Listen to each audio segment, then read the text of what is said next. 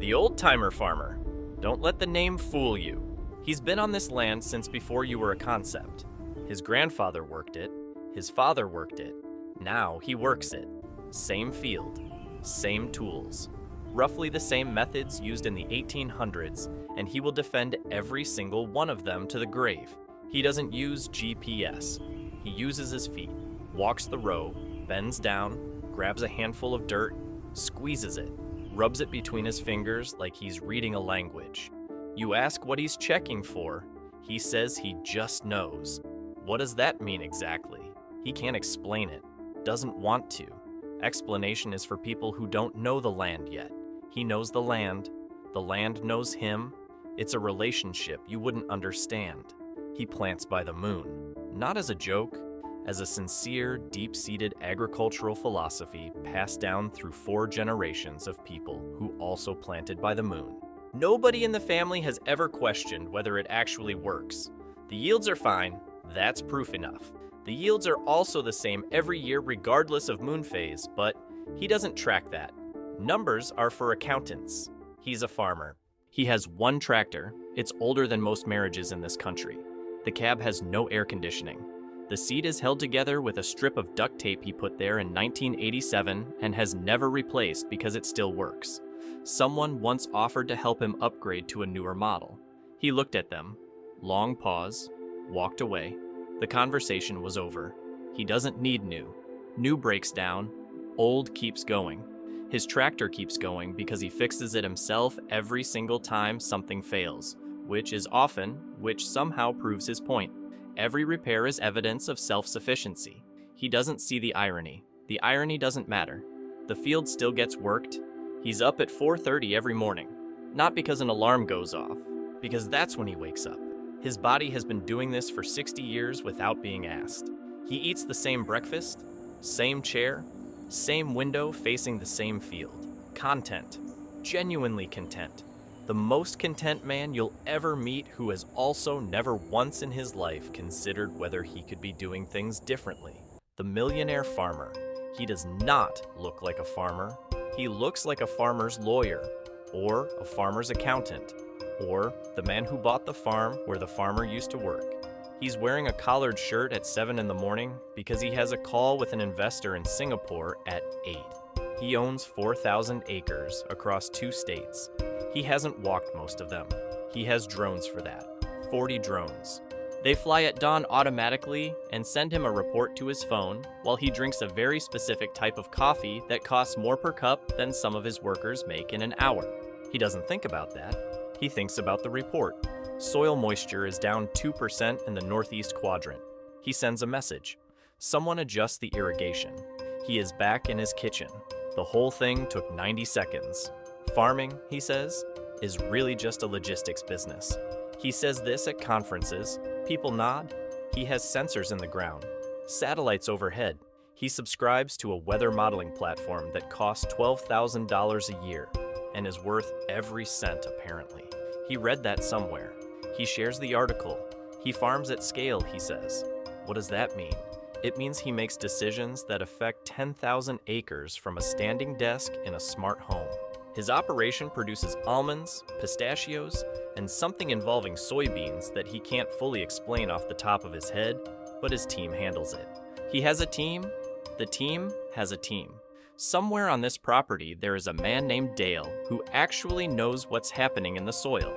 Dale has worked there 15 years. The millionaire farmer remembers his name about half the time. He calls him Dave sometimes. Dale corrects him politely. He nods. Calls him Dave again 2 weeks later. He's not malicious. He's just very busy. He's on 3 agricultural boards and gives talks about the future of farming. The future of farming is data. He says this with conviction.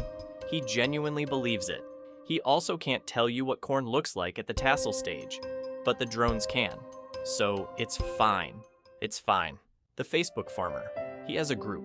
He created it in 2019. It started as a local thing. Now it has 22,000 members and he reads every post. Every single post. He wakes up before his coffee is ready and immediately opens Facebook on his phone to monitor it. Someone posted about aphids at 2 in the morning. He commented at 2:04. never sleeps properly during growing season. He posts his own content every day, photos of the field at golden hour. He figured out the lighting. The algorithm rewards the golden hour. He knows this because he studied it. He spent a full weekend studying the algorithm instead of fixing the fence in the back 40. The fence is still broken. The page has 400 new followers. Worth it, he says. Worth it. His tractor has a ring light mounted on the cab now. For content. The tractor is also his most viewed video. He didn't know people liked tractors that much. Now he only drives it for content purposes. Real field work happens off camera, and he resents it because it's not getting him views. He shares other people's posts constantly. Pest alerts, weather warnings, advice threads. He is the first to share. Being first matters. He doesn't always read the whole article before sharing.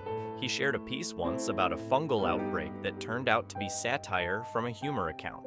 23,000 people saw it. He deleted it 3 days later when someone pointed it out in the comments. He wrote a clarification post. The clarification post got more engagement than anything he'd posted that month. He learned nothing from this. He called it a win. He was not wrong about the engagement numbers. That's the part that keeps you up at night. The expert. He has a degree, 2 of them actually. He mentions this within 4 minutes of meeting you. Not because he's insecure, he just wants the context established early so you understand the weight of what he's about to say. He consults. That's the word he uses. He doesn't farm, he consults farmers. He arrives at a farm, walks the rows slowly, nods at specific intervals, crouches down, examines a leaf, and says something like, "Your potassium exchange capacity is working against you here." The farmer squints, he elaborates. The farmer squints more. He pulls out a tablet, shows a graph. The graph is color-coded, 4 colors. None of them mean anything to the farmer standing in his own field for 40 years. He explains the graph. The farmer nods now. He doesn't understand the graph. He's just waiting for the advice to start sounding like advice. The expert recommends 14 changes, all at once. Soil amendment program, adjusted planting intervals, an integrated pest management protocol, a new irrigation schedule, cover cropping through winter, and a micronutrient foliar spray applied in a very specific window. He'll send in a written document. He sends the document. It's 31 pages. It has citations. Peer-reviewed citations from journals the farmer has never heard of. The farmer reads the first page and a half, implements 2 of the recommendations. The expert follows up 6 weeks later, asks how the protocol is going. The farmer says good. He doesn't mention which parts he skipped. The expert says excellent, writes a case study, uses the farm as a success story in his next conference presentation. The yields went up 4%. That was the weather, but the expert's slide deck says protocol-driven. He's already on his next farm by then. New graph, new colors. He posts on LinkedIn every week. Long posts, thousands of words about precision agriculture and regenerative transition strategies and the future of soil carbon sequencing. His posts get 112 likes, mostly from other consultants. He comments on their posts. They comment on his. They've never disagreed with each other publicly, not once. It's a closed ecosystem of mutual professional validation, and nobody outside it is reading any of it. The farmer he consulted last month has no LinkedIn. He's in the field. His soil is doing fine. 4% better, actually. He doesn't know about the conference slide. He's already fixing the equipment for next season.